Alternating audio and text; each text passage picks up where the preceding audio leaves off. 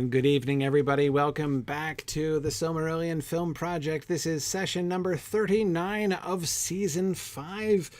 Dave is not able to join us here this evening. He may be able to pop in later on, but in the meantime, I'm joined this evening by Nick and Marie from our writer's room as we prepare to discuss the penultimate episode of Season 5, the first episode of the two-part Dagor Bragollach war cinematography spectacular that we get here. Which I've, and we have a full script. Nick wrote the script here for this episode, so very good. It was very gripping. I was feeling oppressed by the end, which I think was about what I was supposed to be feeling by the midway point in the Dagor Bragollach, especially since pretty much almost none of the good things had happened yet. Yes. Right? So there are going to be some highlights, but they haven't happened. Yes. So yeah, it's fairly unrelenting, the episode, the action in this episode. But before we get into the horrible, depressing stuff of everybody dying and being burned to death, first, more cheerful matters. And indeed, what isn't more cheerful than that? I could have used that segue for practically anything. However, we have something quite cheerful today, which is the beginning of our fall fundraising campaign, which just launched last night. So I encourage you to go to signumuniversity.org/fund, which is this page here. And you can find out a little bit about sort of the focus of our campaign. You can see the schedule. I would particularly draw your attention to the annual webathon at the end on the 16th of October, which is when a whole bunch of things are going to be happening. But one of the important ones is that I'm going to be doing my State of the University address, in which I'm going to explain our exciting new program, the space program that we are launching in December, Signum Portals for Adult Continuing Education, and it is going to be a lot of fun. So that's happening. Lots of other things happening. Our donor appreciation program. So just many thanks to everyone who has donated to support Signum University. And I would just encourage folks to remember, if you enjoy our programming, I would strongly encourage you to consider making a tax-deductible donation so that you can help Signum to continue its work and programs like this to continue to exist.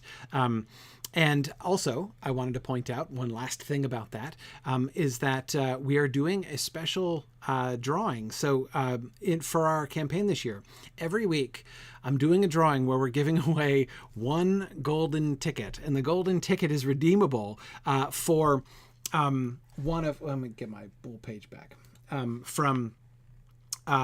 Basically for something from any one of our programs. Well, not Mythgard, because everything at Mythgard's already free, so we can't give that away for free. Or rather, we already do, is the problem.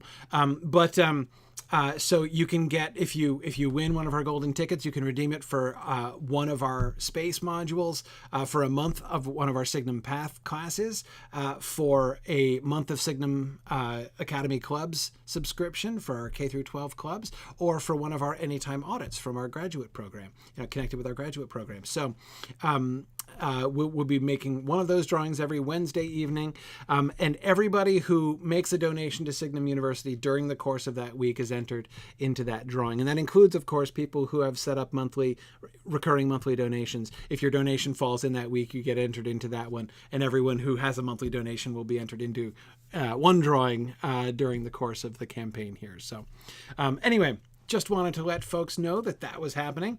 Other things that are happening are our regional moots this very week, as is indeed the day after tomorrow is New England Moot, which is really exciting. Our very first hybrid regional moot ever, and our first regional moot of this annual cycle. We're going to be in Durham, New Hampshire, this coming Saturday, and at 9 a.m., I believe, is when we're beginning.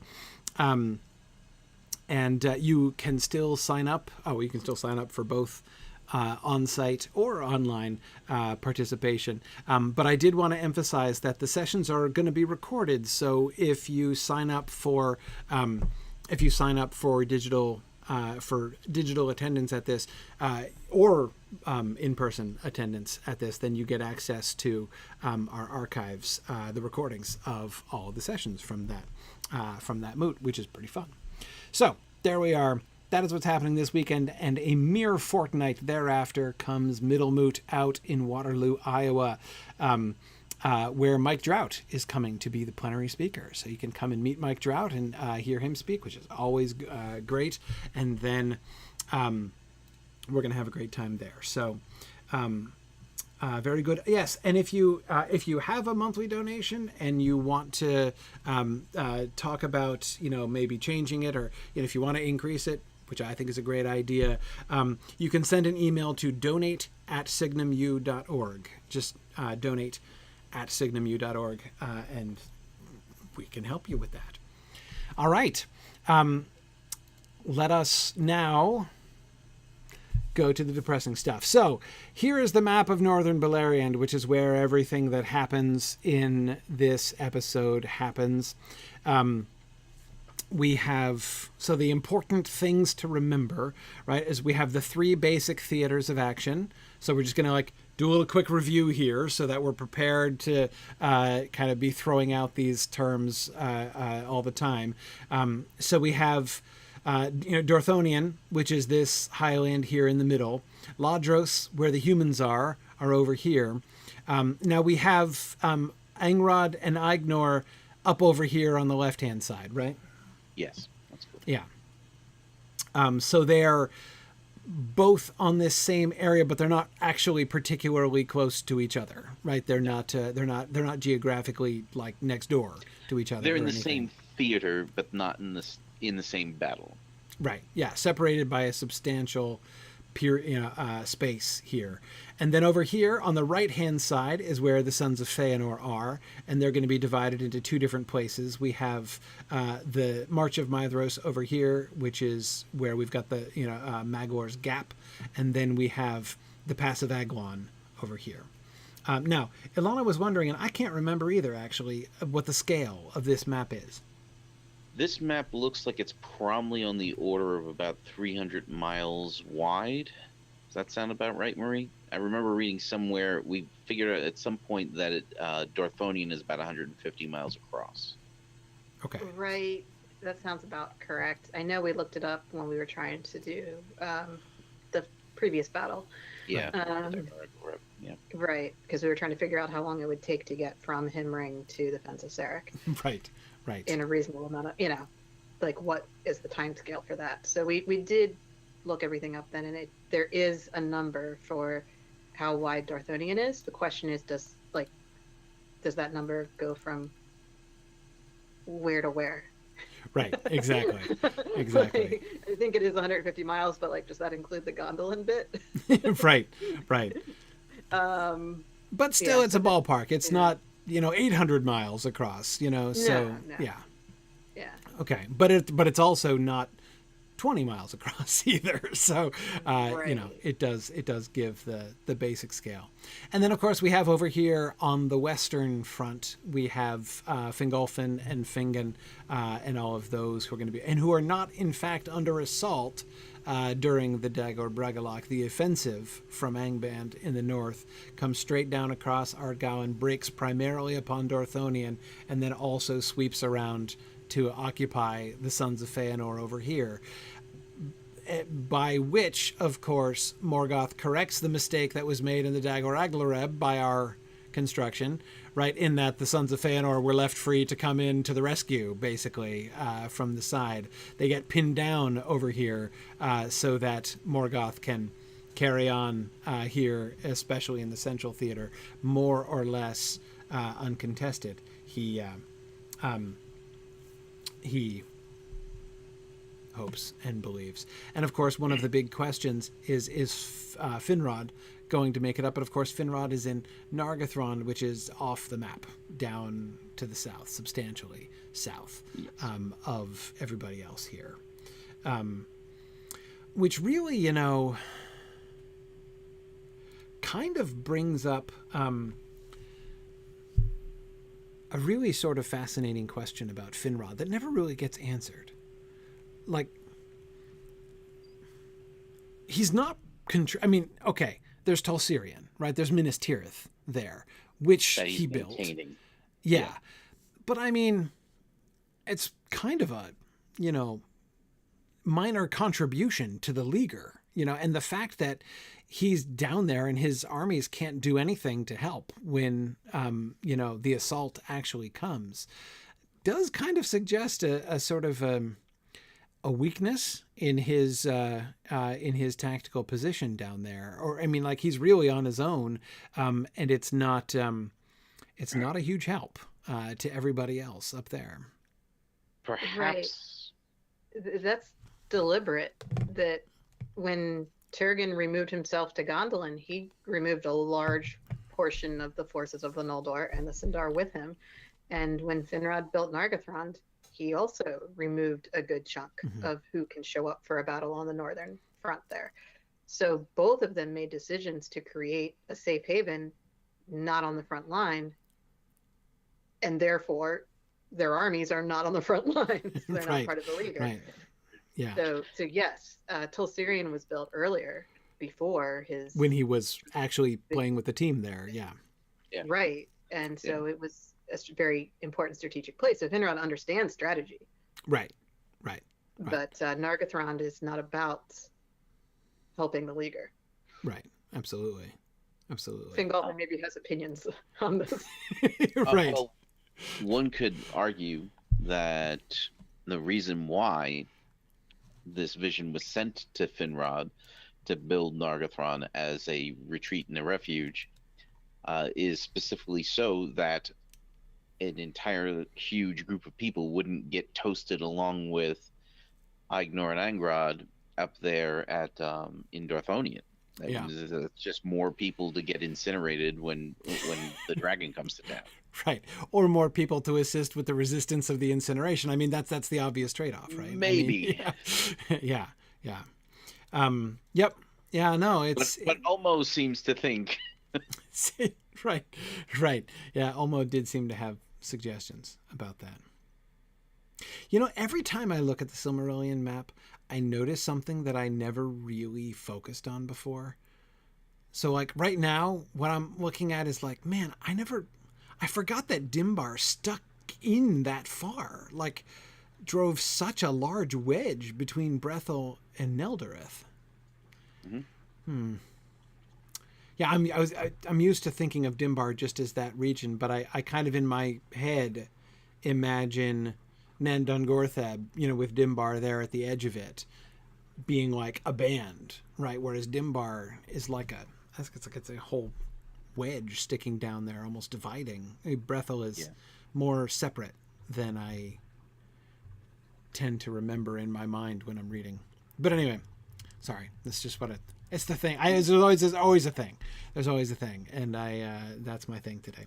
Okay. Anyway, okay. So Angrod and Aignor. So let me bring up the other thing, because this is one of Nick's maps here. So this is the map of the initial situation, right? So we have Aignor and then Angrod, right? Both of them are together basically, but they're together over here on the western side of the northern face of Dorthonion, and we have the House of Beor over here in Lodros on the other side, and then we've got Fingolfin inland at Lake Mithrim, and then Fingon on the mountains, right at Barad Aethol. And then who's this? The House of Hodor floating around doing their scouting thing. Yep, Galdor and Gundor are out on the plain of Ardgallen when this opens up. Right. Okay, and then we've got the Fortunately, quite close to Barad Aethol, or bad things would have happened to them. Right. Yes. And of course, Finrod way down here in Nargothrond, and then we've got the conveniently numbered sons of Feanor over here. Son number 1 here, Maedhros at Himring. We've got Maglor and Caranthir cozily together, enjoying some nice quality time at the gap at Magor's Gap over here. And then we've got the Bad News team, Curufin and Caligorm over here at the pass at Aglon. And so we've got Mithros at the central stronghold here, the strongest fortification of all of the Noldor, essentially. Right here in the middle of the line. But there are two gaps. There are two weak spots in this line, both of which have been defended, both of which have defenses erected on them. And you've got two of the brothers in each one of those places. And then you still have Amras down here, in his artistic community, like, I don't know what he's doing down there, smoking weed and minding his own business pretty much, I think. But anyway, they're going to send messages to him and tell him to get up in a hurry. Right. But anyway, so this is where we are at the beginning of the episode. Now, let's get back to the episode itself. Hang on. First, we just talked about the frame last time. The frame of this episode is the coup, right? Folks are getting murdered in the frame in this. Okay. I think so. The queen was murdered in the last. Queen frame. was murdered in the last episode, but like the counselors But and everybody. The council is getting picked off in this. Right. frame. The council is getting like last scene of Godfathered in the frame. Is it at the beginning or the end of the episode? That's happening kind of at the beginning, and then at the end of this episode, the older son escapes. Oh, it's the escape from prison. Imprisonment. That's when we see the sacrifice of the sacrifice of the child.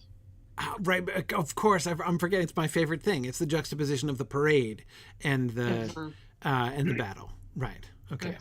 So as the fire sweeps across right before the fire sweeps across the plain, the kid on the elephant is riding down the street, throwing rings into the crowd. Right. Yes. Okay. Correct. Right. Got it. Just wanted to make sure I had the proper images in my head for the juxtapositions here. Okay. Yeah. Parade. So, yeah. Parade. But that's it. But evil parade. Evil Definitely parade. Evil parade. There's the evil parade, and then there's Black Parade. Yeah. Then there's the really evil parade with fire. So okay. So now we're 10 years after the last episode. Now the last episode was the Athrobeth, right? Didn't we have? Did we jump ahead in time at the end of that? We did. Yes. Because we had the glow of like fire in a teaser for it. The final montage of episode 11 catches up those 10 years. Okay. So it's really no time at all passing from the end of one to from the very final shot. Yeah. Right. But the bulk of what was happening was 10 years previously. So just to remind people that this is 10 years later. But yeah, okay, the 10 years passes at the end of 11, not at the beginning of 12. Right. Okay, so Finrod has left Ladros 10 years ago. Okay. Right, which is why he's in Nargothrond right now. Like he's, the best thing is we showed him up there on the front lines. Just unfortunately, bad timing, Finrod. Right. Wrong decade, Finrod. Wrong decade. Okay, great. So of the three different fronts that we were just describing, Dorthonion, which is in the center. Everything is overrun and everybody flees or dies. Things go very, very badly indeed in Dorthonion. Loved the Ilanel teaser, by the way.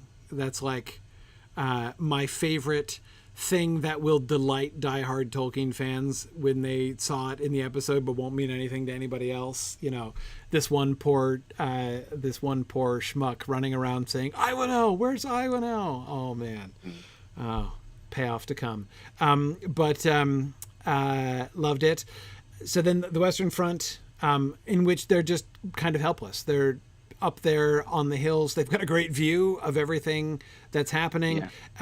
And they see Ardgowan burned down and then overrun, and they're trying a counterattack. Essentially, Fingon doesn't have the manpower to actually go out until Fingolfin gets there. Right. So yes, they're not in their keep there. They're not in any danger, but they're also not doing any good. And then on the Eastern Front, they are basically being attacked in all three places. All three of the, both of the passes, and pinning Maedhros down at Himring there as well. Okay. And of course, the dragon and the Balrogs in various places is also... Now, it was funny because one of the effects, which I loved, by the way, in this episode, is we get Glaurung at the beginning, right? Overrunning walls and causing significant trouble. But then, Gothmog comes in and is the real problem, right? We have that, like, the horrible moment when Gothmog comes in and starts killing folks. And then we switch back to Glaurung, right? The focus switches back to Glaurung, and he's like the real problem. And I don't know, like, honestly, before Gothmog showed up again, I'd like completely forgotten about Gothmog. I was just like focused on Glaurung. And then Gothmog shows up again, and I'm like, oh, holy crap, I forgot about Gothmog. That's really bad too. Like dragons, you don't want to turn your back on yes, live Balrogs either. Yes, never laugh at live Balrogs. Is at least is true. Yeah, absolutely.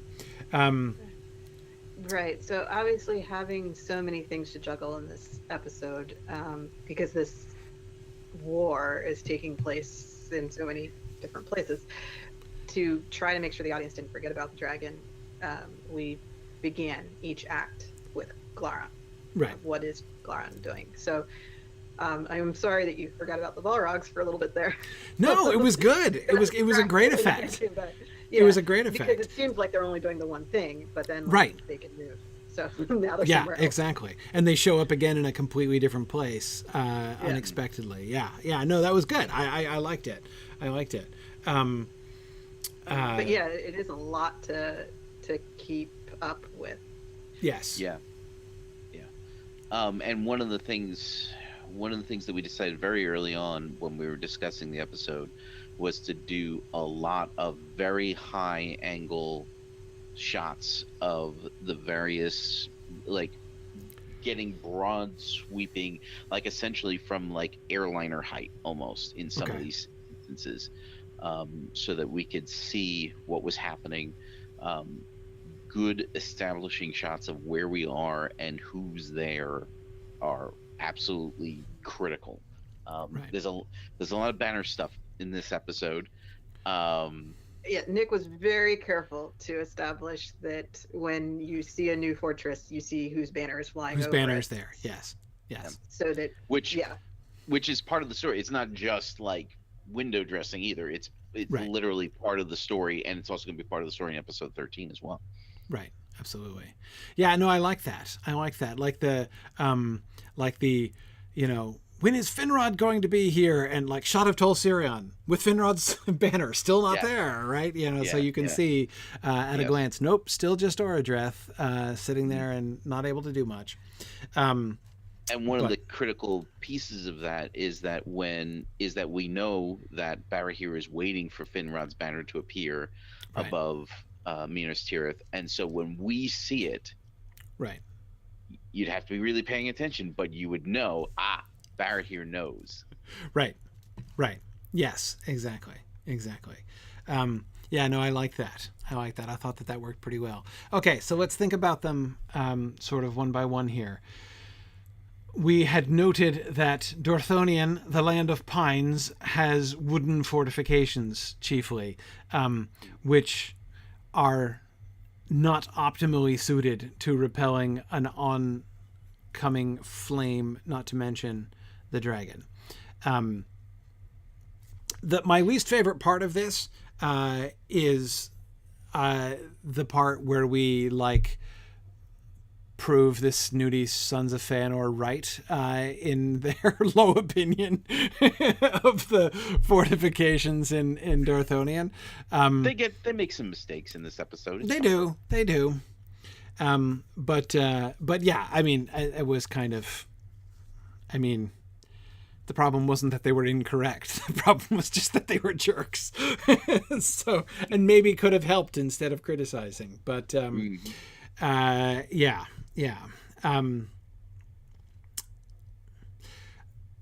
Brief in note. defense of the defenses in Darthonian, I know last time Brian was careful to make sure that they had painted them all with a lime wash that was supposed to make them slightly more fireproof than they would have been otherwise. It's just dragon fire, right. You know. I mean, that's and volcano and lava. Right. Yeah. Yeah. Like, exactly. The type of the level of firefighting they're having to do here is. This was not a preventable disaster. Right. Had we been talking about like orcs shooting flaming arrows or something like that, they'd have been okay. They'd have been fine. But yes, nobody expects not only Glaurung, but a lava flow, for crying out loud. I mean, that's, Yeah.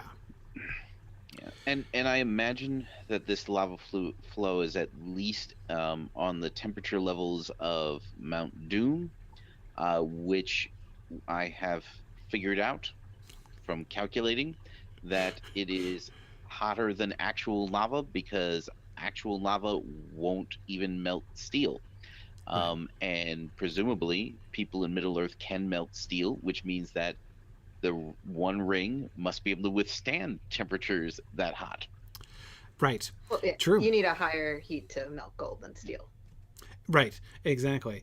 But even that which can melt ordinary gold is insufficient for the One Ring. So yes, no forge anywhere. And obviously the One Ring is not made out of gold. It's made out of magic gold. Yes, so right. At the end of the day, the fact that you can look up the melting points of these things is irrelevant. Right. But you're right. Mount Doom's lava has to be hotter, because none of that would make any sense if it weren't. Yes. And I agree with you, Nick. It seems only fair to imagine that Morgoth's volcano mountains are not cooler and tamer than Sauron's volcano mountain. And they're not your grandfather's volcano mountains either. That's right. Yeah. No, I guess they're just not. So, all right. So the wooden defenses not holding up. Now, a note about Glaurung here, as this is his first appearance. One thing that I noticed, and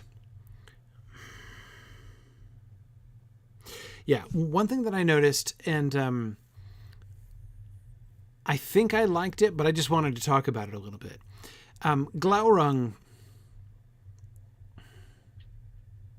Glaurung's relatively tame in that all he does is like beat things up and burn them. That is to say, we never see Glaurung even attempting to I was thinking about this because there are several times, especially with Caranthir, where like Glaurung looks eye to eye with somebody. Like that happens a couple times in this episode. And every time it did, I was like, okay, like what happens now, right? And nothing happened, which I think is fine. Of course, I mean, as you know, what I'm thinking about is Glaurung's, yes, Glaurung is a massive, huge, strong, fire-breathing monster, and that's bad news all by itself. But that's like the lesser part of his bad news later on, right? I mean, the fact that he has this power of mind and will that can cow his enemies, and poor Children of Húrin here. I just finished rereading the Children of Húrin recently, so it's very fresh in my mind. And we don't see him exerting any of that kind of force of personality here, or even attempting to, do we? So the question would be, what character would we want him to toy with? Right. Because he does have the ability to freeze someone in place, so they just have to stand there, and then he like squashes them and kills them, which right. we showed in the first instance when we introduced him in the finale of season 4. Right. So if we wanted to like randomly kill an elf who can't escape Glaurung, we can do that again. But if you want to do something more dastardly, then we have to like think of what that would be. Yeah. So No, you'd have to like Glaurung would have to have a plot or a plan for this elf, yeah, and we're not to the Children of Hurin yet. Like he we're doesn't not. have a plan other than this Yeah. is just And fun to wreak and havoc. he would have to speak, and it's just not the right, like, that we don't have a place for that story For to happen. dialogue, As- yeah. Agreed. Brian And- and I were speaking recently about his episode that he was writing, because he had originally named Glaurung in the episode. He said the elves would by now have named him, and I said, yeah, but he hasn't been introduced as a character yet. Right. He's still a monster, and so Yes. we're not, like, until he's a character, we can't really do that. And And that's exactly what I was thinking. I mean, he's basically being used like a blunt object throughout this whole episode. Which again is fine, because I agree with you, Marie. If he's gonna like ensorcel somebody, right? I mean, if he's gonna put like the full like Neonor on somebody or something like that, right? There has to be that's got to pay off, right? There's got to be a plan. And we're going to Baron and Luthien after this. We don't have time for that, right? We're not going to integrate that into the Baron, so maybe we kind of compromise. Oh, well, so there's like compromise. One of my impulses is to set it up, right? Because it could look a little odd if the dragon is just being continually used as a battering ram again and again. And then later on, we're like, oh, gentle audience, by the way, you should also know that this dragon you've already seen a whole bunch of times, who's just been stomping on things and setting them on fire, also is an incredibly subtle thinker and devious plotter and has this power over people's wills and minds, though we have not revealed that yet. Like, there's a chance that could be jarring in some kind of way later on and could kind of strain belief. And so I have this impulse, right, to do something to set that up, like to prepare people for the fact that this is in Glaurung's arsenal, so that when he uses it later on, it's not going to just look like we're just, buffing him up for a later, sequence. But the counter to that is, just as you say, like, we'd have to pay it off somehow. We can't have any long-term scheme beginning. We just don't have time for that, because we don't have time to run that in the background during the Baron and Luthien story. So clearly that would have to wait. The potential sort of compromise situation there, or option, would be the Near Ninth, right? Because before we get into Children of Hurin territory, we do still have his actions in the Near Ninth. And we have much more scope to have follow-up and payoff from that during the chaos of the post-Near Ninth, in which he is a major character. I mean, he's basically going to be the king of southern Beleriand, Glaurung is, right? I mean, he's gonna be essentially in charge of everything south of the Paths of Sirion, right? So, I mean, he's going to become, and especially, of course, as during the Baron and Luthien story, the other captains of the bad guys are dropping like flies, right? Somebody's got to fill the void. I mean, what has been Sauron, Gothmog and Sauron with Sauron's lieutenants, right? All of Sauron's lieutenants are going to be dead, and Sauron is going to be driven off. So it's going to be basically Gothmog and Glaurung left after season 6, right? And we've got still a bunch of time there. So Glaurung is going to become almost the big bad, basically. I mean, Morgoth is always the big bad, but as far as like what people see and actually active in the theater of action, Glaurung is going to become really sort of the central villain for probably a couple seasons. So that is to say, we'll have plenty of time to pursue other story options there. Yeah, and I agree with you that, like, waiting until the Near Ninth to show that Glaurung can do mind control kind of stuff would be detrimental to making the audience believe us that we know who this character is. Mm-hmm. But we did show him doing at least a little bit of that in his intro. Okay. So, like, he did freeze an elf who then couldn't run away and then blasted the elf with fire, so the elf died. Right. So like that happened. And there was a little bit of the elves who were dealing with him figuring out, don't look this guy in the eyes. So like that part was figured out there. So if we had maybe at least some of the elves somewhere say something like, don't look the dragon in the eyes, that might clue the audience in that that is an issue. Especially because it was a kind of, I mean, it was a brief moment and it was a season ago now. So right. So that way we know he's not just a fire-breathing monster. Right. There, right. Or alternatively, there's a bit in episode 13 where Amros is going to kind of rescue Caranthir, and to have Caranthir kind of like, this is outside the keep, right? Like at like a postern door that this little interaction happens. And if Caranthir looks up and does make eye contact with Glaurung from atop the keep, right, and is kind of like temporarily like held in place in that way, and Amras is able to, you know, like grab him and snap him out of it or whatever, you know, then we have a named character who falls into this, and it's kind of also reinforcing the dragon sickness thing, which I'm kind of hinting at in a few places in this with episode, Caranthir especially. Yeah, absolutely. Okay. So I think if we just take it a little bit further than we already have, then it reminds the audience that the dragon is. And I think that's all I really wanted. I mean, as I said, I didn't feel like it was a problem. As long as we don't forget about that and it doesn't look like we're just artificially adding it later, it's a really fun and effective trajectory. You know, he starts off as, last season, right, a fairly intimidating monster, which looks like it could really be a problem, right? Mm-hmm. And now he's a wrecking ball. Right now, nobody can stand against him, and everybody is terrified of him.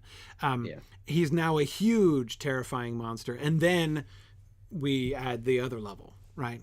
Oh, and by the way, right, he also is, you know, cunning, devious, cruel, and has tremendous powers of will.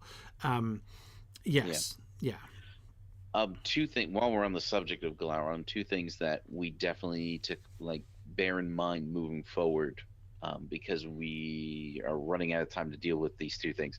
One, we do need to at some point introduce Glaurung as a character before it's jarring and shocking, as you say. Like it can be surprising and people could be taken aback, but people can't be like, wait, what?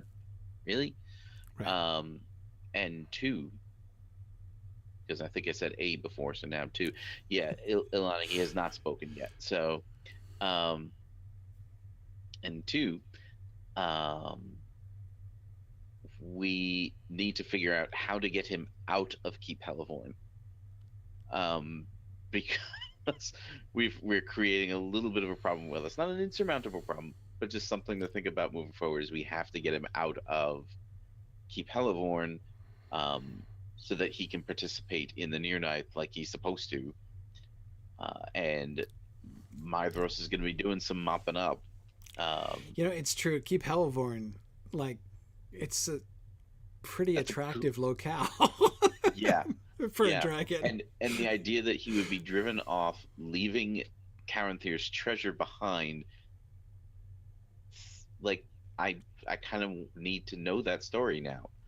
Well, luckily, we're going to have an entire season to do the lead up to the Near Ninth. So I'm thinking that's one of your plot lines for Glaurung in that season. Right. I have an idea. Right. Yeah. My quick idea before I forget it, because I will. He gets recalled. The duel of Fingolfin with Morgoth and the sort of not full-blown crisis of confidence, perhaps, but anyway, like, in the aftermath of that, Morgoth can recall him. Like, Morgoth can, like, send a Balrog down to fetch Glaurung back, because he's not done with him. and so because I agree with you, I don't see him leaving. I mean, he's got now a sweet hoard to lie on. He's got, not to mention, there's like dwarves nearby when you want them, and I mean, yeah, that is a sweet, sweet location for a dragon to settle down for his, for his golden years, which for Smaug the Golden, or not Smaug the Golden, for Glaurung the Golden are long, long his golden years. But anyway, yeah. So, do we want to have him speak at all? That's the other thing that I'm thinking of. Like, so one thing that we could do, it's hard because like Glaurung speaking is a big deal, and I know that we're like waiting for a, we don't want to just blow that on a small moment. Right. But if you're but this need to establish him as a character, one of the things that would, I think, imagining myself in the viewer position after reading the script, the one thing that would help me, I think, to see him as a character, or the thing I'd be struggling with, right, would be he looks like an attack dog, a really big, really scary attack dog, but he looks like an attack dog, right? So if there were a moment when it was clear that he was in command, right, that he's at least where Gothmog was not. He's the one who is in charge. He's not being sent off to, no one is saying "Sick'em boy" and pointing towards Hellevorn, right? He's, for if we could give Glaurung something like a "leave them to me, I will deal with them myself" moment, right? As he's going to Hellevorn. I have an idea. So, okay. Two things. One, at least it should be. And if it's not clear, I can always make it more clear in the script that Glaurung. Hey, it's a Dave. Hey, Dave, welcome. That Glaurung is specifically choosing the Gap of Maglor and choosing to go after Caranthir.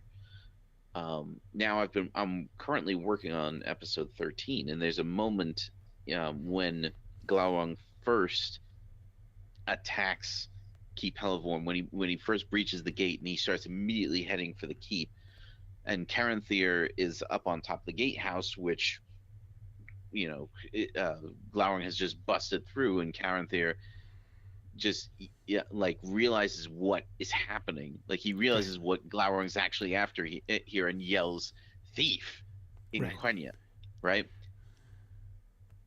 And in the moment where Glaurung is attacking his mind towards the end of the episode, we can hear that same word, possibly even in Caranthir's mind. So we're confused about whether, and like now we're asking the question: did Glaurung say that to him, right? Or was like to make it just a single word? Mm-hmm. But like the power of that is, like, I feel like that might be better than him just delivering an offhand line to an underling. Here's my question: what's the payoff of him speaking? What are we saving him for? What's the moment when he's going to speak? Because I mean, if we make him not speak, it was one thing to make him not speak in season 4, right, during his debut, right? But if we make him not speak through the entirety of the Dagor, like, what are we saving him for? Like, when is the moment which is going to be big enough for him to speak? Right. Well, that's the thing. Is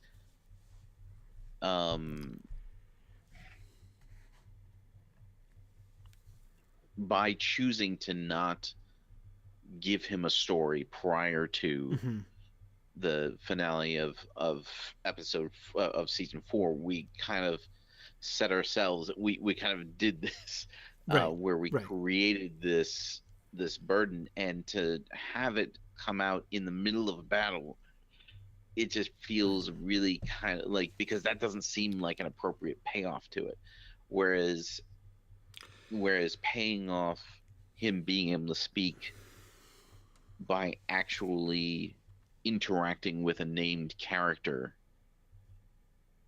that we know, and we know Caranthir is a strong-willed character, and to have his will almost be broken down by Glaurung is, I think, a good kind of now we're at least teasing that, Mm-hmm. Mm-hmm. you know, and then And it's we something that can. he Glaurung would do, and would want to Mhm. do. I mean, that kind of battle of wills with Caranthir is something that he would, Yeah, that he would Be- engage in. because right immediately before this bit in that scene, Caranthir is trying to sneak stuff out through the postern door. He's Right. trying to sneak out some of his hoard, and he's like, "Oh, Amras, I'm so glad you're here. Help me get some of this stuff out." Amras is like, "No, Right. no, no, no, no." Right. Right. Yeah. Yeah. So Yeah. is the concern like do we want to be careful not to telegraph?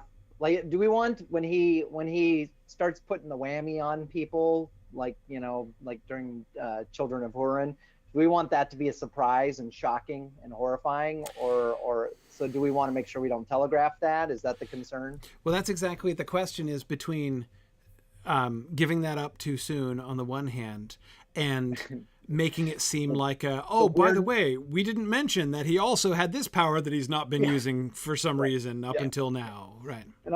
And hey, what do you know? He talks. Right. It's right. I mean, it's almost like, and P.S. for some reason, Captain America can wield Mjolnir now. Like, it's all good, right? So it's okay for him to be able to fight the Titan. That was right? pretty well. I didn't hate it. I didn't hate it, but it was a little bit. I was. They telegraphed it in Age of Ultron. They they set it up there, but but I don't know. I was. Although I didn't hate it, I was conscious of. I was suspending disbelief. It was not impossible to suspend disbelief, but I had to suspend disbelief. But anyway, I just offering a little parallel there. That's all. That's all. That is not the most fun and surprising person picking up Mjolnir. By the way, the best picking up of Mjolnir happens where in a comic where Thor, after a fight, he's kind of sitting on a curb and he's kind of like a little bummed out about something, and an EMT walks up to him. Random EMT. I don't even think we see his face. Random EMT walks up to him and just sets Mjolnir down, says, "Hey, you dropped this," and walks away. And we never see him again. That guy is worthy. Okay. That's actually cooler. Yeah. Actually. Yeah. I like awesome. that. I like that. But anyway, okay. Yeah, so Great analogy. yeah. The point being, you have to be very careful about introducing an ability later on if there was no hint that ability was there. So we have to have hints all along where people can be like, "Ooh, that's what this was about," instead of they just made that up just now, didn't they? Yeah. That's precisely what we want to avoid. And but the fact that we did is irrelevant. Right. Right. Yeah. So yeah. So I'm definitely okay with. I'm definitely okay with being. I think we should have him talk sooner or later. We should have him. I think before the end of season 5, he should talk during the battle somewhere. We should make it clear that he can speak. He doesn't have to do the whole I'm laying the psychic whammy on somebody, because again, we don't, as Maria, as you were saying, we don't have time for the fallout of a whole Nianor-esque plot at this stage. But I don't think there's any reason to be shy about the speaking. Why not have him have a whole exchange with Caranthir? It doesn't have to be long, but I have to admit also that like when he's sneaking in the side, if he's again now, this is spoilers to me, right? I don't know anything about this yet, but if there's a moment when Caranthir is sneaking in a side door to make off with bits of treasure, the opportunity to do a conversations with Glaurung there, and have a fun parallel, some fun parallels between Glaurung's conversation with Caranthir and Smaug's with Bilbo is kind of, that's kind of a fun opportunity, right? Okay, so if the first time we hear Glaurung speak is after Caranthir yells at him, it'll be like, oh, no one tried to talk to this guy. Like, everyone's been treating him as a monster. No one's actually said something to him. So when Caranthir stands on the gate and yells thief, if Glaurung turns and looks back at him and says something, that might work as an introduction. Or I like the idea, Nick, of him kind of throwing it back at him later on, right? The thief thing. But I think, I don't think it has to be super indirect. I think they can, he can say, now, Glaurung's style is not the same as Smaug's, right? So, he's not going to speak to him in the same tone. He's not going to be as sort of insultingly genial as Smaug is, to Bilbo, because the circumstances, of course, are quite different. And Caranthir is not Bilbo Baggins after all, right? But nevertheless, there are some parallels there. And so that he would, because Maria, as you say, Caranthir did address him, right? And so for Glaurung to address him back and to spin his word back against him and mock him, because in this way, Nick, I'm thinking about what you were saying before about setting him up as a character, right? That is Glaurung's character, right? Behold your brother, a stabber in the dark, right? The way that he takes things and twists them around and uses them against you and stuff. And of course, he's not wrong, right? Nothing that he says is actually a lie there. And similarly, he's right about the fact that Caranthir is, as Nick, as you yourself were saying, he is in fact succumbing to dragon sickness, right? So if Glaurung turns around and mocks him for that with his own words, that seems to me very much in his character, and a good way not only to reveal the fact that he A, speaks and is B, highly intelligent, but also it does enable us to reveal some of his personality too. So one thing I would be a little careful about putting too much of a conversation there is the placement of the scene itself. So the scene. Well, again, I know nothing about any of that. So. It falls in the midpoint of the episode. It's in between the. It's in between the breaking of the assault of Himring and Barahir receiving his ring. So essentially, if it's too I would be careful about slowing down too much at this point, because we're about to get into the real slow stuff. Fingolfin's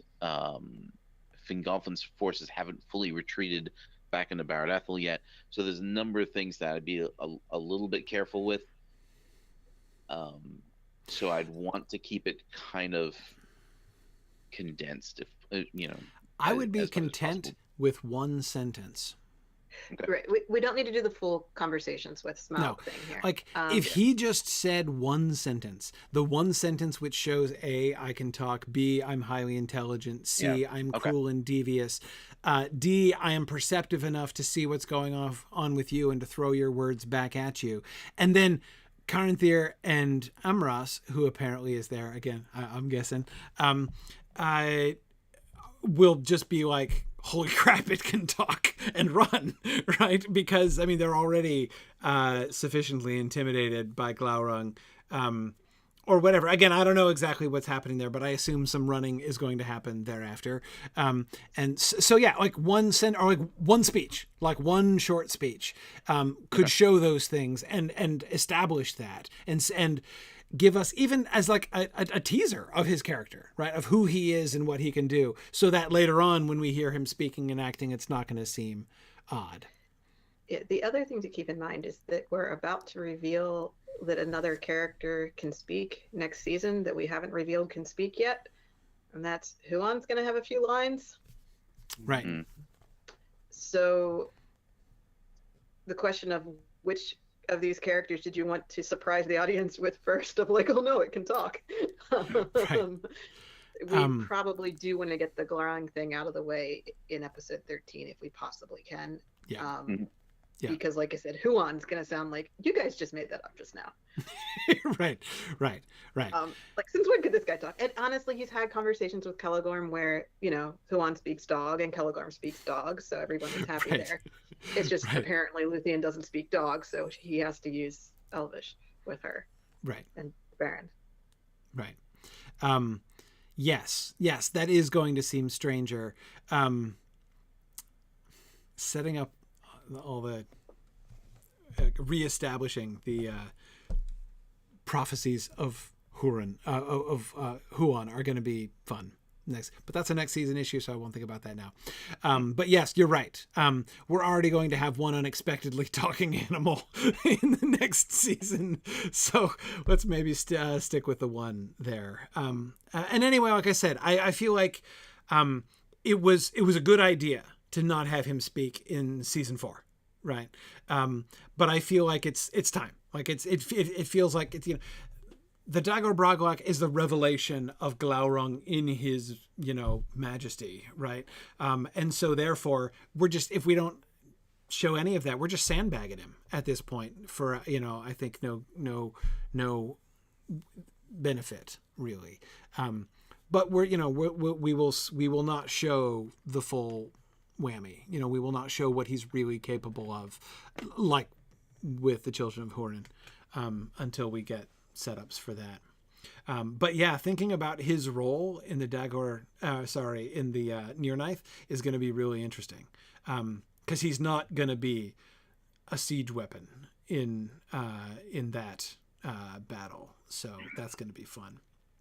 But anyway, okay. Speaking of siege weapons, the rest of the Dorthonian plot was relatively straightforward, I thought. That it seemed clear their desire to have the refugees escape. The one thing... Okay, there were 2 map-related questions I had. Where's my map? Okay, here's my map. Let's see if I are you able down. to zoom in on this at all? There you go. Okay, if I all right, here we are. Okay, all right. They're retreating through Dorthonion.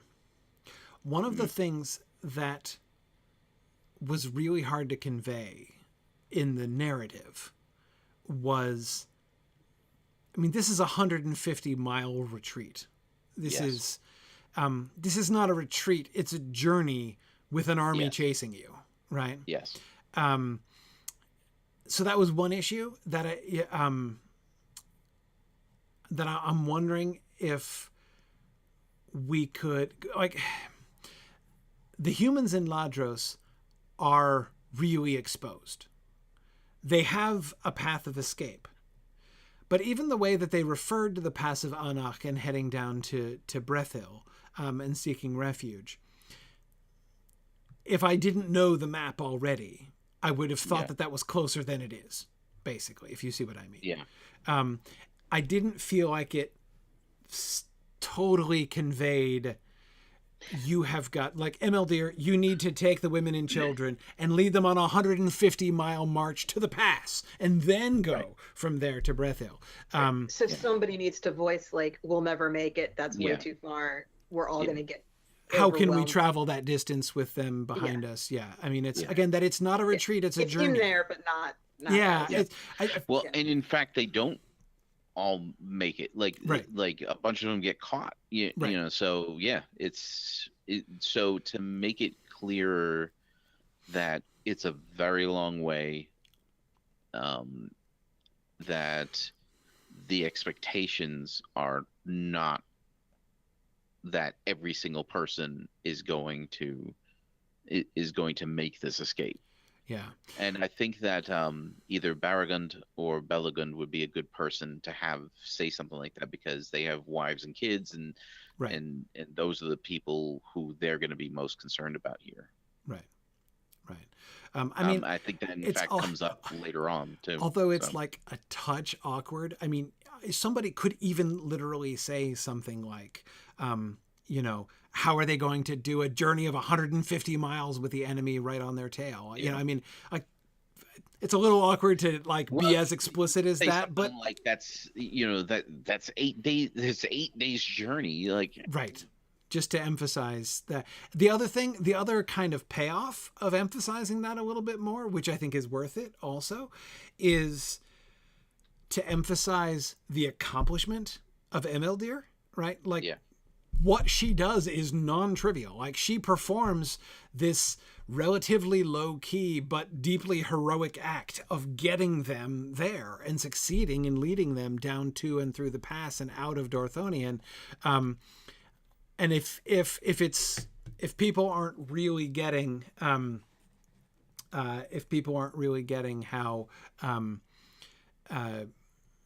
what a big undertaking that is, you know, it won't be properly appreciated. The other thing that was related similarly to the distance,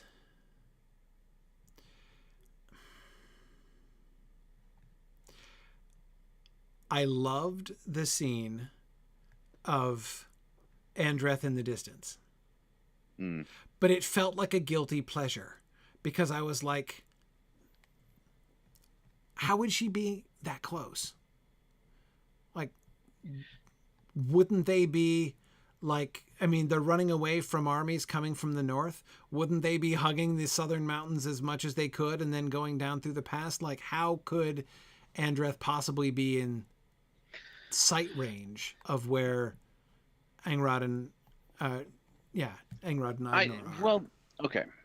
So, a few things. One being that the terrain that's going underneath the nameplate there, the Tower Nufun nameplate, can be whatever we want it to be, right? So they could have been guided to where they are by the terrain. Right, sure. That Angrod and Ignor see them crossing a hilltop from, 30, 40 miles away. If they're crossing a hilltop and they're also on an elevated position, I don't have a huge problem with it. I mean, I think Legolas does something very, very similar. Oh yeah, I mean, like elf eyes, enough Right. said, like that can work, right? And Andreth is not. While the cinematography might lead you to believe that Andreth can actually see them, she's probably just looking in the direction of where she knows Ignor probably is. Right. She certainly can't see him personally from where she is. Yeah, absolutely. No, and of course, even like with Finrod also, I mean, we get a lot of like, Jane Eyre-esque, our hearts are connected over the distance kind of business here. Yeah. Not with them, of course, with Finrod chiefly and his brothers, but anyway, so I mean, we're already kind of playing that card, that connected over the distance kind of card. And so, like I said, I'm not saying I opposite of disliked it. I really enjoyed that scene. It was very touching. But again, I was just feeling a twitch. I'm like, we would just have to make sure that the geography would make that happen.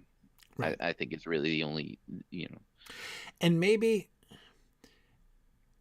one reference earlier on, kind of like not as much, but kind of like the Barahir thing where they're looking for Finrod, and evidence of Finrod's coming.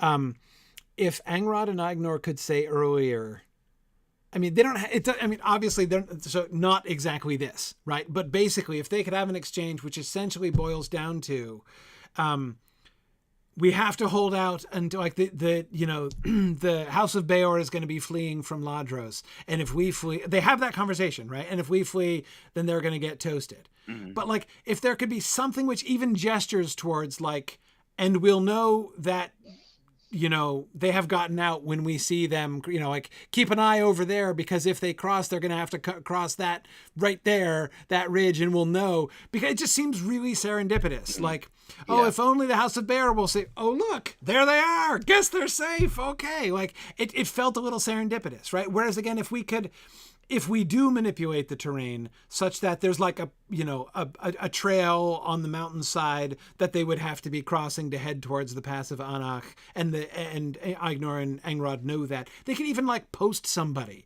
to be watching, you know, to tell them when the, you know, the House of Baor is clear of Ladros.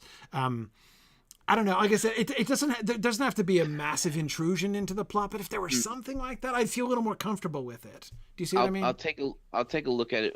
One, I don't necessarily know that Aignor and Angrod would necessarily assume that the people of Ladros would be evacuating en masse. They don't really know much about. Well, I mean, they could think they're all dead already, of course. Yeah, right. So there's that. But that's kind of the only other option, isn't there? Right. Like, you know, option one, they're all smoldering heaps of debris at this point. Option two, they're fleeing for the Pass of Anach, right? I mean, what other option is there? Yeah. So, is there another option? Yeah. I mean, for them to come past them where they are, which they haven't done. I'll see if I can work some kind of reference to it earlier in the first scene as well. Because of where Ladros is on the map, the idea that Aignor and Angrod have to hold out to help the people of Ladros doesn't make any sense unless they are retreating behind them. So having some indication that they're there is necessary for our story. If the first indication is, hey, we see them right over there, that's an indication. Like, that does its job. But if we had some kind of advance warning, like, it's not completely unreasonable that Ladros would have sent a messenger to Aignor and Angrod to let them know what's happening. Yes. Because they could have they could be retreating to the Pass of Anach, or they could be going to Celegorm's lands. Like, there's really no reason. But that involves going at least a little bit north, and, you know, through the mountains down it. It's rougher terrain, but it's okay. So they could go down like by Dordinen and the Pass of Aglon, huh? Yeah, the orcs do it later. The orcs do it. Yeah, so it's doable. It's rougher terrain, and you end up in an empty territory. Right. And Forest of Breath is a safe place. The only other things that we haven't been to Ladros yet. So maybe that might be a better way to close out that scene. I'm just scrolling back up to see where do we go directly from Aignor and Angrod's first scene to the scene at Ladros? We do. So maybe that could actually be a softer transition then, if they make some sort of reference to that. So, and I do agree that there's no reason that Barahir wouldn't send one person to go communicate with Angrod and Aignor and tell them we're headed for the Pass of Anach. FYI, that's, we're going to be behind you.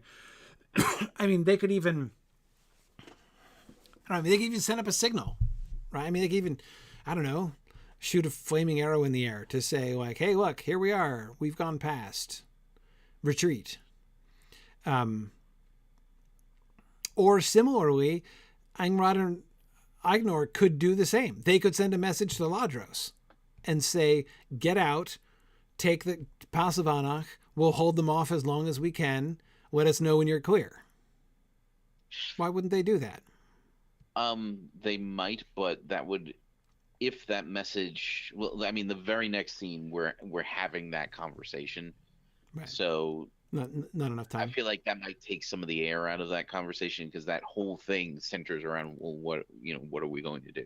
Right. And of Right. course, I believe 100% that there's not enough, that when we get to that scene in Ladros, that this messenger that they're talking about in the immediately previous scene has not reached them. Right. But it's going to kind of look like people are going to kind of feel like they were given that message, even if there's no way they could have. The question is who's making the decisions, and is Aignar Angrad telling Ladros what to do and being like, humans, go do this, or is the leadership of Ladros making the decision of what to do right now? Well, and we've definitely portrayed it as Ladros is independent and the humans make their own choices for themselves. No, so that, but the thing is, like, about changing that. It's not about authority, though. It's about, like, the people who are sacrificing their lives to let you escape are the ones who get to make that call, right? I mean, if the people of Ladros are saying, like, okay, guys, you're doing great. Just keep it up for a while longer. Take a little bit longer to die so we can escape. Lovely. Thank you so much. Then it's awkward, right? Whereas if it's initiated by those who are sacrificing themselves, it comes out much better. That's all I'm saying there. But I agree. I mean, anyway, there's not really time for messengers to go back and forth between them anyway. Not only is there not time in the episode, there's not time in real life, right? I mean, it's a long trip.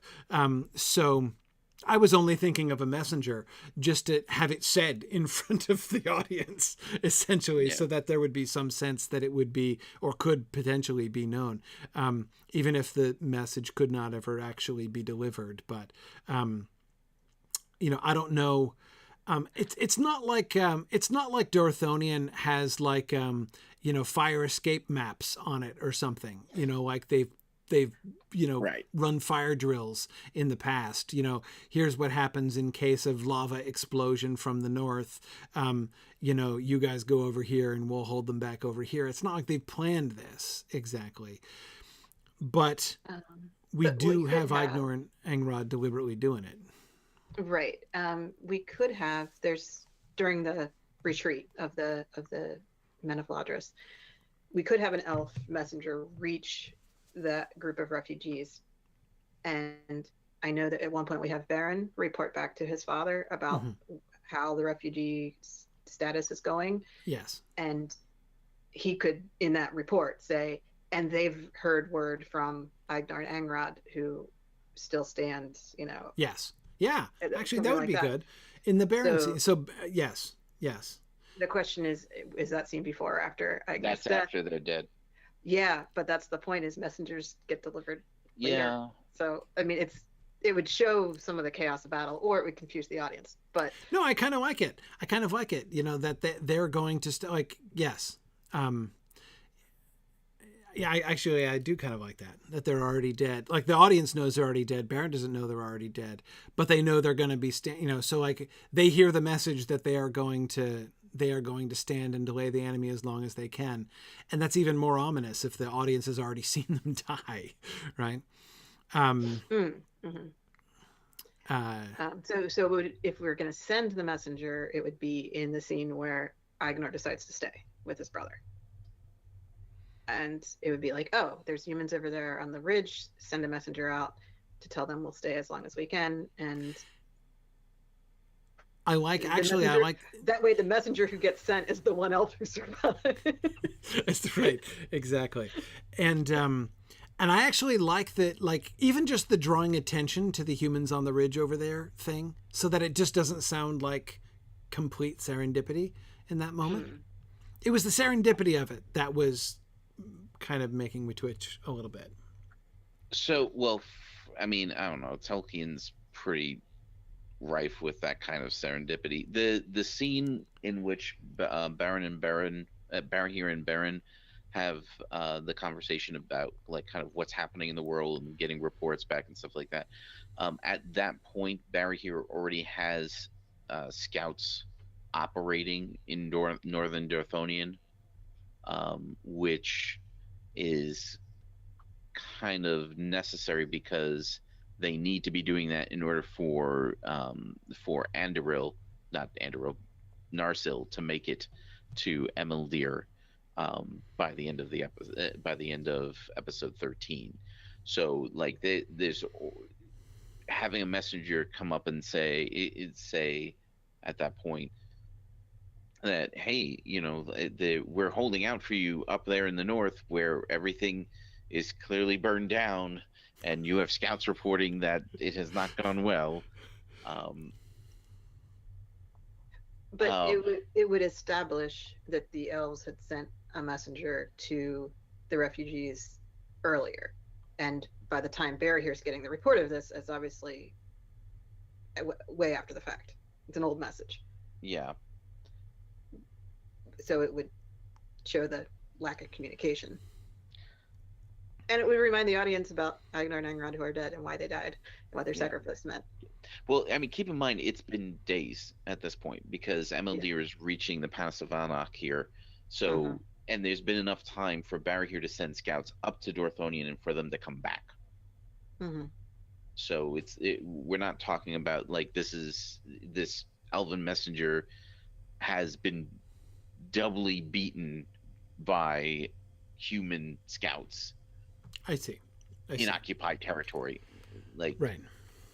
No, I agree. No, I was not suggesting that we see the elven messenger interact with Emeldir. I was saying that Baron would say an elf came from the north. He heard from the refugees that they heard from an elf. Okay. Yeah, that's all that's happening here. He's just relaying the tale Which is from the confusing, refugees. I agree. Yeah. So, I mean... Okay. So Baron is reporting to Barahir that he heard from somebody that they heard from an elf.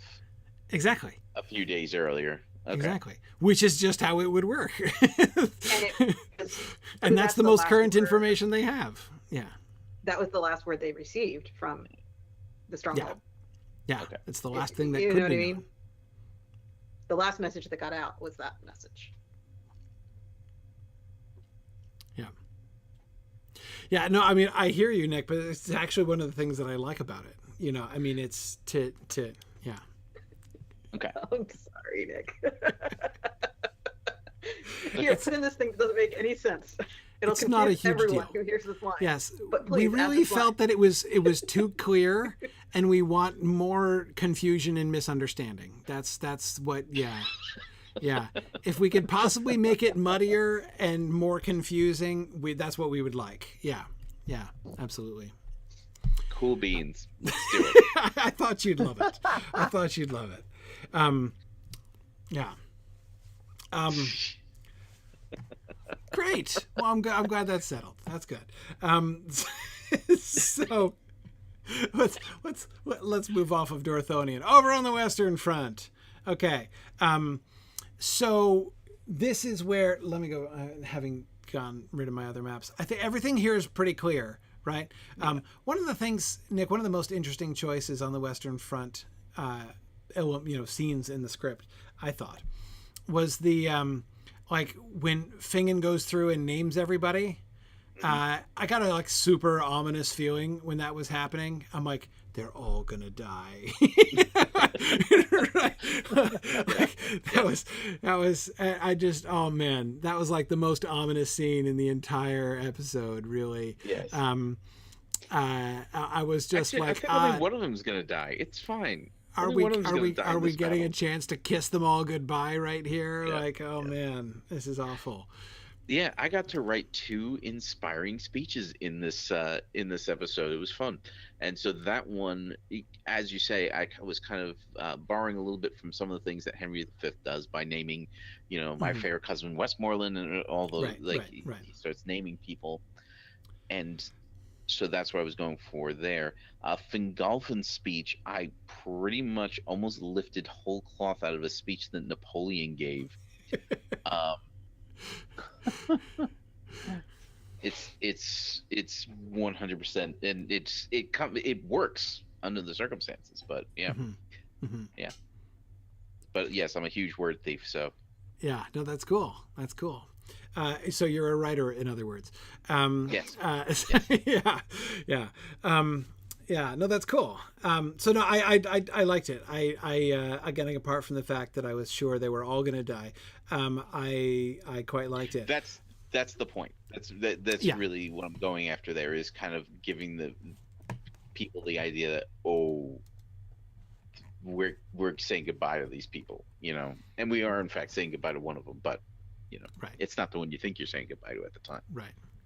Now, at the bottom of this document, you did just a very brief illustration of what happened in the final battle at the end, which is great because that was one of the things I was having the hardest time picturing. So in that final scene with Fingolfin's army, things have been going really well. They've charged their way across and they've been cutting through, and so we have them actually engaged with an army here, right? So we've got an orc army here, and tactically speaking, Fingolfin is in a great position. Oh, right? yeah. His infantry is driving them back. We've got the cavalry on either side, on the two wings of cavalry, and they've got things well in hand, right? Yes. And that's when the Balrogs show up. Yes. The Balrogs that I'd forgotten about for the last half hour. Yes. Yes. Good. Yeah. Exactly. And so that's when the AI cheats. Yes, Stephen. Yes. I've played enough Age of Empires to know that the AI absolutely does cheat when you're doing too well. Yes. Yes. Yeah. So essentially, what happens here is that Fingolfin has this massive army of orcs just compacting on themselves, right? They're like tripping over themselves to get away. And things, as you say, are going really well. And as he's having a conversation with Fingon about where they're going to go next, because Fingon wants to just take it right to Thangorodrim. Right. Thangorodrim is straight north from here. And Fingolfin's like, but we could go down to Dorthonion and see if anybody's still alive down there, and I'm sure they could really use the help. Right. And right about that time, Gothmog gets there fresh from the conquest of Dorthonion, and the Fingon's heavy cavalry tries to kind of slow them down, but Gothmog and his troll guard just kind of like blast through them. And Galdor and Gundor try to come around from the north side, and they get intercepted by a bunch of warg riders who are basically just going to keep them busy, so that they can't flank Gothmog's army that's coming up, which is essentially what you want your cavalry to do is either flank the enemy or stop the enemy cavalry from doing that. Right.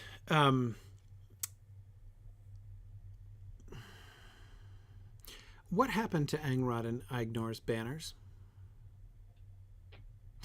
Let me ask this question in another way. Are they trampled into the mud? Is that what you're asking? That's part of what I'm asking. Or alternatively, is Gothmog like wearing them as a bandana or something? Like, is there going to be any evidence that couldn't you see Gothmog kind of doing that? Like I've got the bloody banners of Angrod and Ignor as a sash around me as I approach. Like, I'm just saying, just wondering. I believe we depicted the torn, bloody banners in the wreckage. Right, on the ground, yeah. Mostly to avoid having to show too much of the bloody, broken, dead bodies. Dismembered corpses, yes, yeah. Right. I mean, the idea was you can artistically show a fallen banner in ways that you cannot artistically show a fallen corpse. Well, especially, there's not going to be so much like... Yeah, destroyed. Let's just say that Ignor is going to be having a closed casket funeral, right? For crying out loud. Right. Yeah. So from that point of view, we know that we're not going to show everything. There's going to be a lot of leaving that up to the audience to figure out what the dead bodies look like on their Right. own. Right. So the banners are kind of necessary for the dressing of the scene Mm. to stand in for the characters a little bit when we return to it after their deaths. So from that point of view, I need those banners there. Now, Right. these guys can have more than one banner. So Or, if we but want to I put mean, something or on they could have Gothmog, picked that's them up okay. after we saw them lying there, right? I mean, like, people who are coming to the scene later. after we have to recover. okay. We have to recover Narsil. Which Oh, is right, we do have to Narsil. recover Narsil. Yeah. So Right. someone is going to stand there and see. Right. And while yes, they could have more than one banner, the audience is not going to pick up on No, that they're must gonna be a thinking different about that, banner. Right. Okay. Yeah. No, that's true. I would prefer not to use the banner as the sign that he's defeated them. But if he wants to claim something from them and take it as a souvenir, I just can't help on his wrists.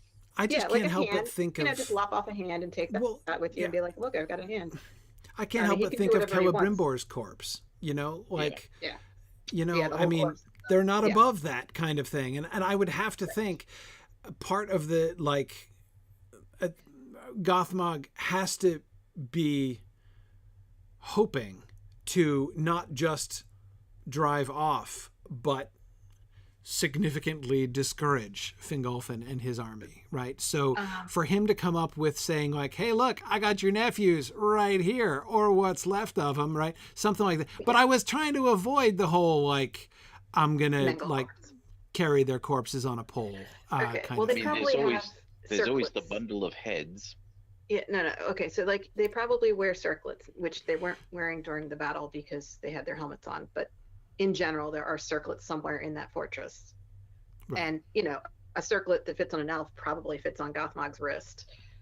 So if he's wearing circlets that used to be elven crowns over his armor, whatever armor he has on his wrist, I don't know. Do Balrogs have armor? They must have armor, right?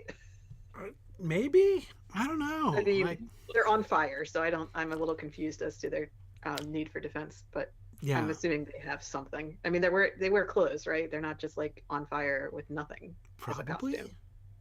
Right, they probably have something. So it's clothed probably in shadow or something. Yeah, I mean that's the thing. It's like they wear it's fire and shadow. So I'm like, fire and shadow. Yeah, like is what there is a costume? Right. I mean, when Gothmog holds out his hand, what do you see? Like flesh? Do you see flesh? Like, does he have flesh? Presumably he has flesh. He can die, right? And will die. He sure is. Yeah. We're going to show his death scene. So yeah, I was assuming we were having enough of a body to put armor on it, which means we could decorate it. Yeah. Yeah. So A, he seems like the kind of jerk who would take trophies, but B, it seems like part of the tactical situation, right? To intimidate, and to say, and of course, especially since this is not necessarily the immediate lead up to, but this is the proximate lead up to Fingolfin's despair, or at least his temptation to despair, right? He's going to be facing despair here soon. And so it felt like it was important. It's important in some way for him to be confronted with the fact of the destruction. Like, the Leaguer is broken. Like, he can't fool himself into thinking that they held out in Dorthonion. Like, clearly, Angrod and Ignor are both dead. And as far as they know, the sons of Feanor are dead too. Like, they would have no evidence to the contrary at that point, and some reason to think it, because they presumably, well, we'll worry about that in episode 13, what they learn about the Eastern Front. But anyway,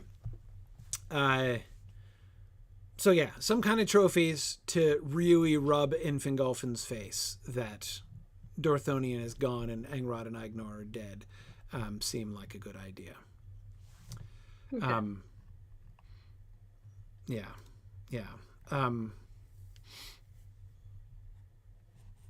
Okay. Cool.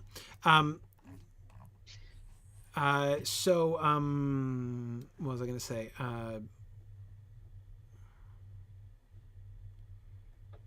We're going back to. All right. It's actually the Sons of Feanor I want to really follow here. So let's go to the Eastern Front. All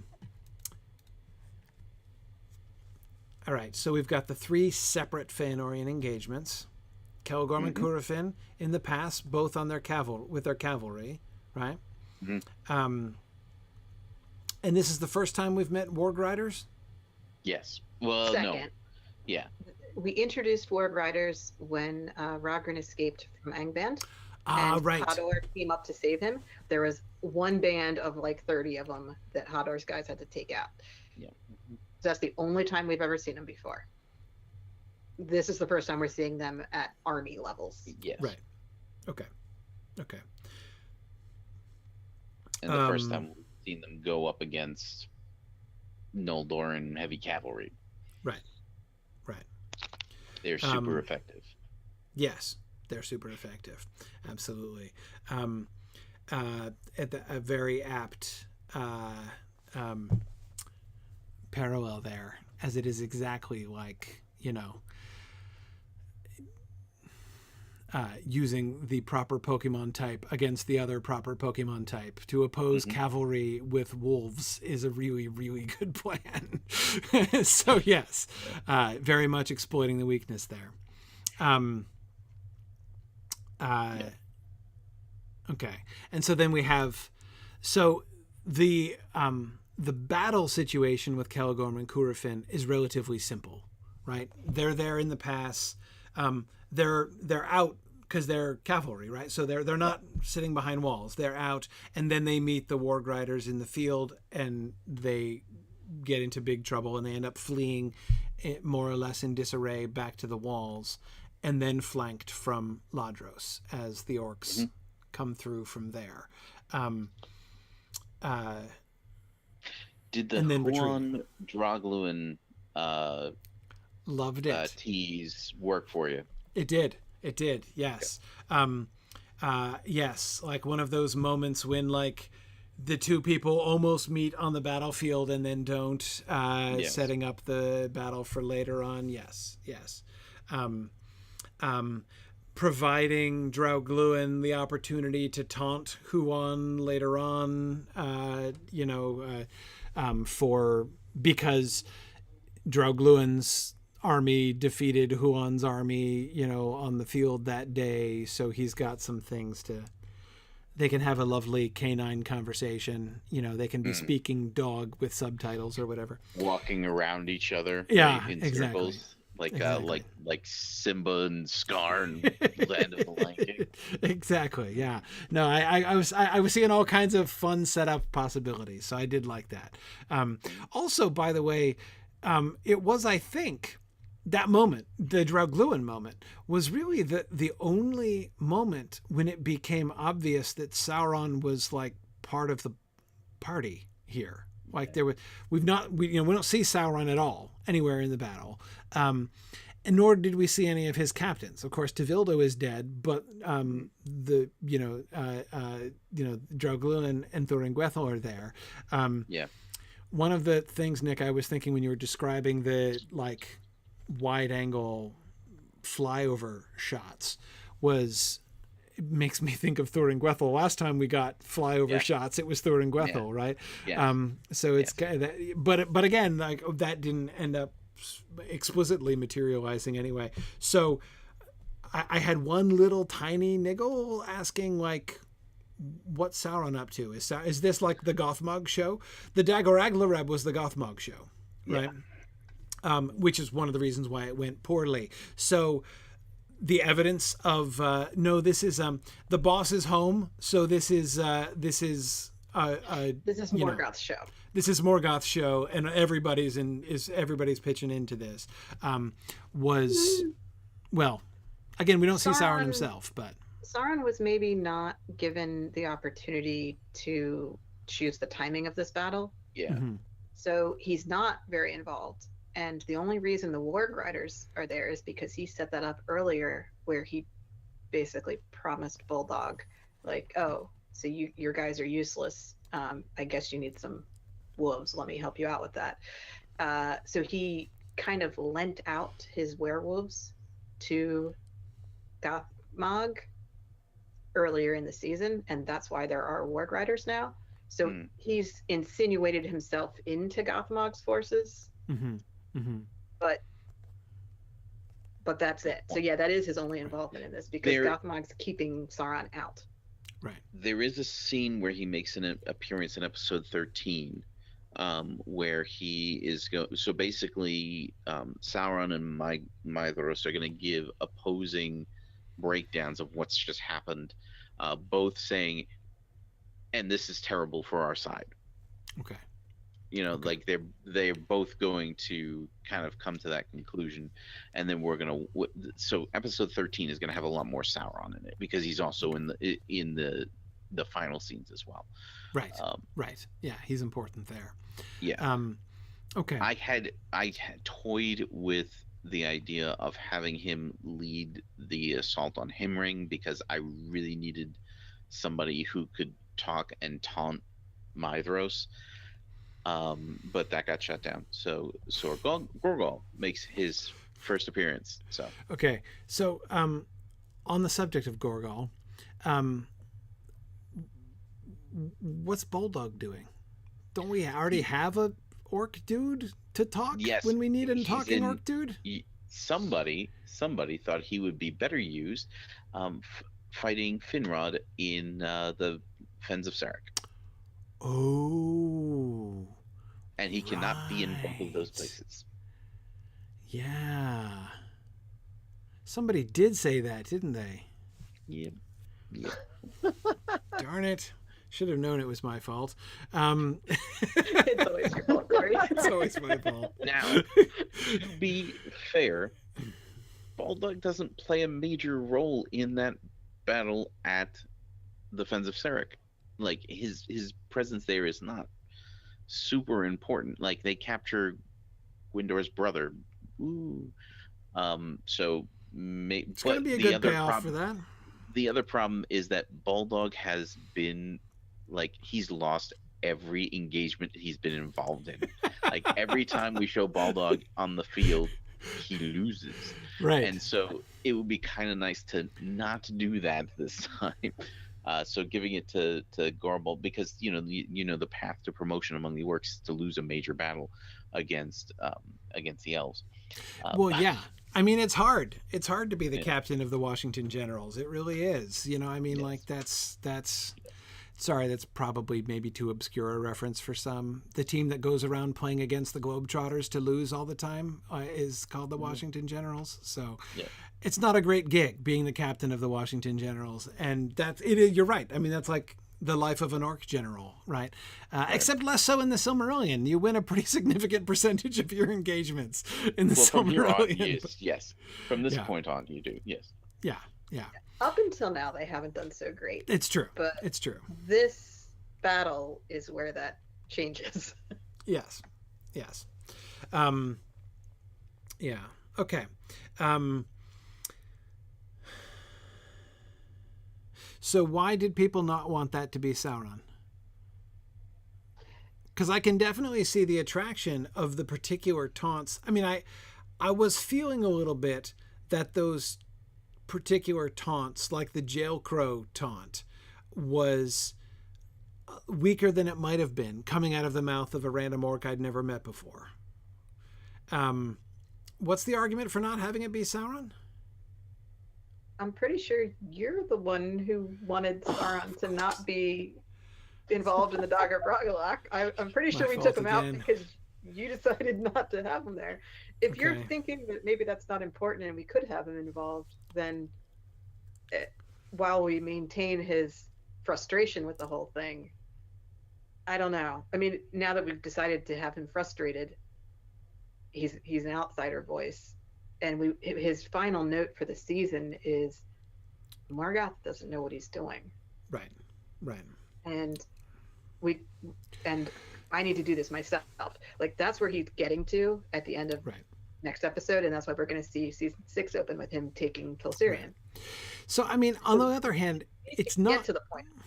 And it would also be similar to the arguments that you made against having him involved in the Dagor Bragollach way back in the beginning, because, like, why is he now suddenly equipped with an enormous army of orcs? Right, Mr. Military Captain. Yes.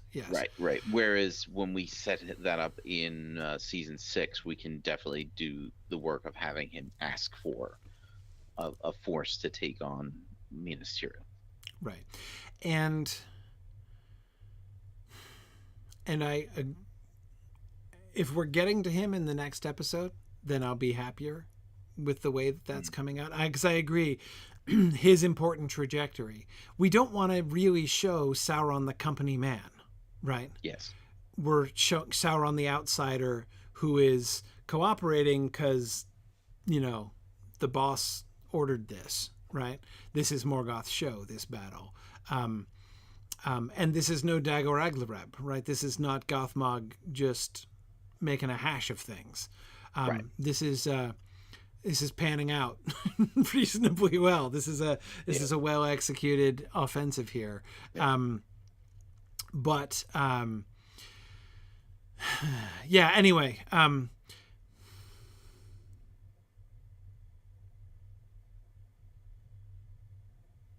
was just trying to think for a second if there was any other candidate for the Gorgol role, but I guess not really.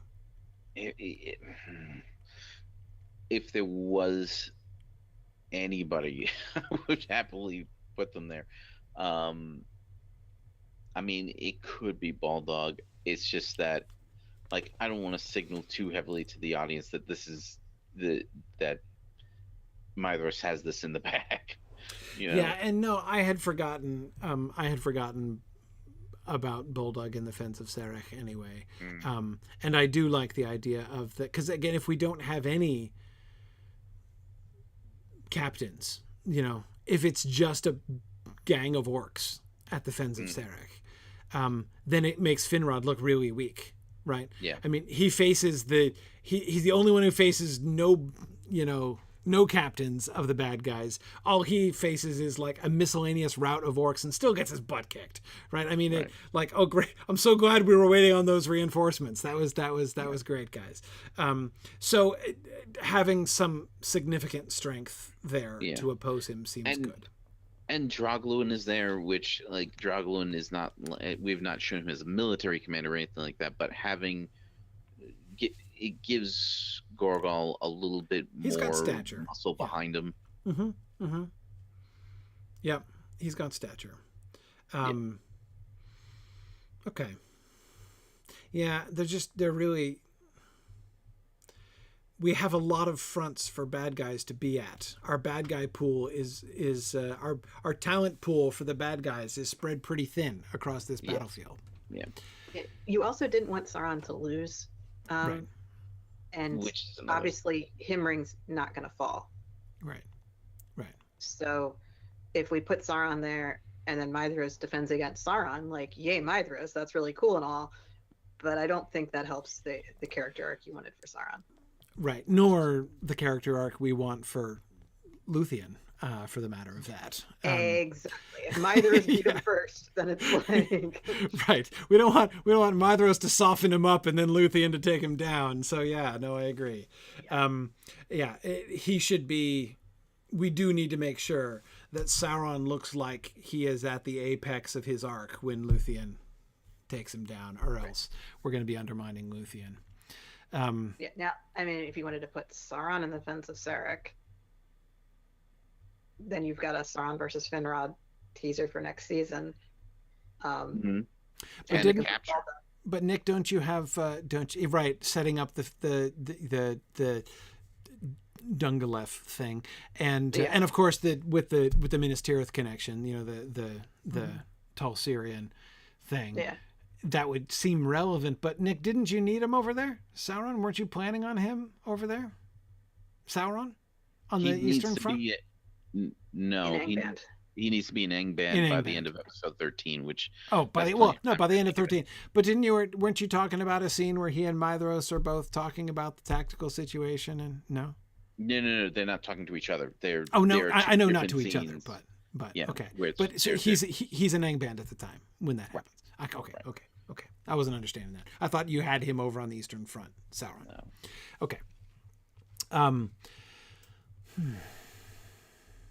Well, that would be a little bit better conservation of our bad guys. Yeah. To put Bulldog over at Himring. Now Sauron's still gonna lose because Finrod's gonna escape the Thinking Center. But it's gonna be he's gonna beat Finrod, right? I mean, he's gonna beat Finrod, but then Barahir's guys are gonna come out of the hills, and that's right. the end of that. But the mission of the forces at the Fens of Serek is a defensive one, and don't let the guys from Minas Tirith penetrate north into Ardgallen, and they don't. Right. So not only does he succeed in holding the line, but he almost captures Finrod too. Right. And would have done if, not for those pesky wasn't kids. For the meddling. Exactly. Right. That's it. Yes. But speaking of which, by the way, I forgot to say, I absolutely love the idea of the disreputable elder and the singing elder being among those who stay to defend Ladros. That was awesome. Yeah. That was fun. Yeah. Yeah. I really like the idea of giving Bragollach a sacrificial moment. He's doing everything he dreamed about doing. Right. Right. Yeah. No, that was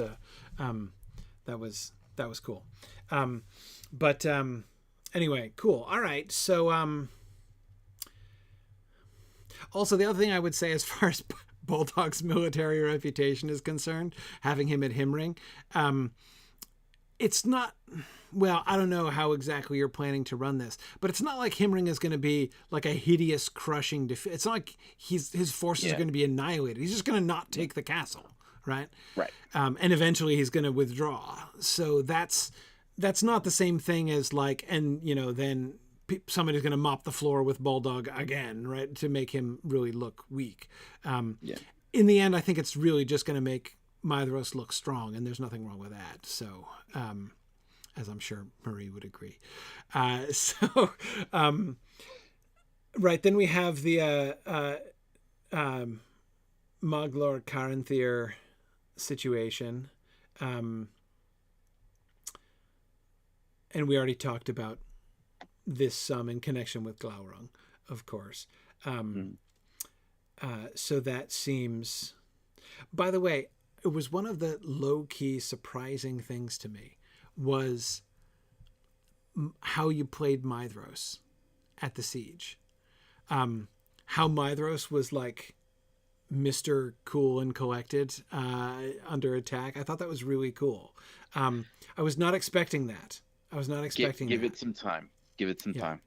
Yeah. It's hopefully what you should be seeing is kind of like this slowly rising, like you can start to see it kind of boiling out, the wrath that's going to spill over all over a bunch of people in episode 13.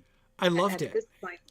At this point in time, Maedhros has been prepared for this attack for 400 years.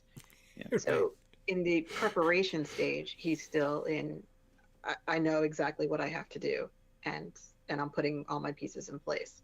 So he's being the practical, focused leader type at this juncture. In the heat of battle, things might be a little different. Yeah, no, I loved it. I loved it. The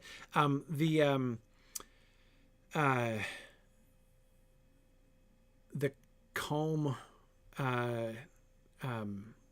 the calm confidence, as everyone else is beginning to panic, and that sense of like, it's not even the sense of like, I have a devious plan that you don't know about yet. But there was a little bit of a sense of that, but just the like, I have this under control. Like I am, I really liked it, but I wasn't expecting it. I was expecting something a little more fiery from Maedhros there. So, but I thought that was nice. I thought it worked really well.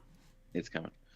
Yeah, and one of the things that I was looking to communicate was this: somebody who is well prepared, someone who's done his homework, someone who is a good commander to his people. His interactions with the scout at the beginning, I feel like I wanted to really sell this idea of who he is to his people, right? Because the people following him, they're amongst the most fanatical available, right? And I So love the there's grandsons of there's a reason for that. Amlach, by the way. Yeah. Mm, That was yeah. fun. Yeah. Yeah. No, that was great. I was great. No, I loved it. I really liked the depiction of Maedhros. It was one of my favorite things. So I just want to watch the movements of the Sons of Feanor, in particular in conjunction with the rest. Right. Mhm. So this is our first position right before the battle begins, which we talked about, and then we have, right, Curufin and Kelgor moving forward and engaging with the enemy, and then still at the gap are Maglor and Caranthir, and this is when Fingolfin is still at Mithrim, so we're still waiting. They're still waiting for his reinforcements, and the retreat from Ladros has begun. Then now, Barahir and company are out, and the refugees have passed through the Pass of Anach, right? Aignor and Angrod are both dead. Fingolfin is ready to charge, and we have now Kelgorm and Curufin have retreated, but Maglor and Caranthir still not yet, and Finrod is on his way, but he's not there yet. And then we've got the offensive here by Fingolfin and his troops. Finrod arrives at Tol Sirion, and now Caranthir has Maglor and Caranthir have retreated in separate directions, and we have just Maedhros alone there in the middle, with Amras still down here with the hipster Noldor down in Thargelion, right? Okay. And that's, that was 4. So that's where we are at the end of episode 12. Okay. All right. I'm tracking with that. Yeah.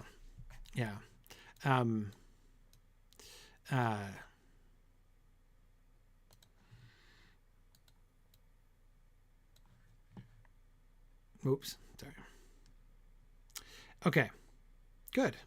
I think that was all my questions about the Eastern Front. Okay, so we're ready. We're going to leave this in suspense for 4 weeks until we come back to the Dagor Bragollach, because our next session, session 40, is going to be 2 weeks from now on the 7th of October. And we're going to be talking about music. We're going to be looking at some of the music that has been composed here for season 5.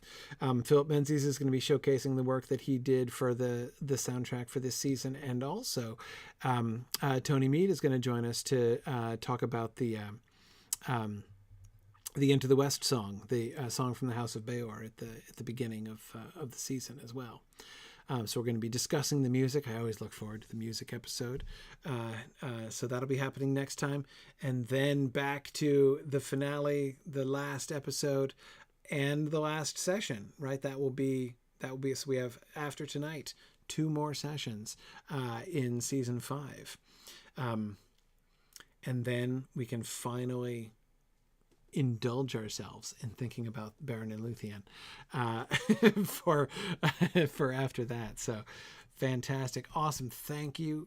Thanks everybody for joining me here today. This was great. Nick, great work on the script for this episode. This was really cool. Of course, I think you got to write less dialogue than anybody else. It's because there's so much of it was action description. But that was actually really challenging in its way, I think, because it, all the different like cuts and sequences of things to, figure out how you're going to convey the overall narrative of the session, I think is, of the episode rather, I think is really challenging. But anyway, I think you did an excellent job. I really enjoyed this script. Thank you. So thank you guys, and we will see you guys in 2 weeks. And I will say, as always, thanks for listening and Godspeed.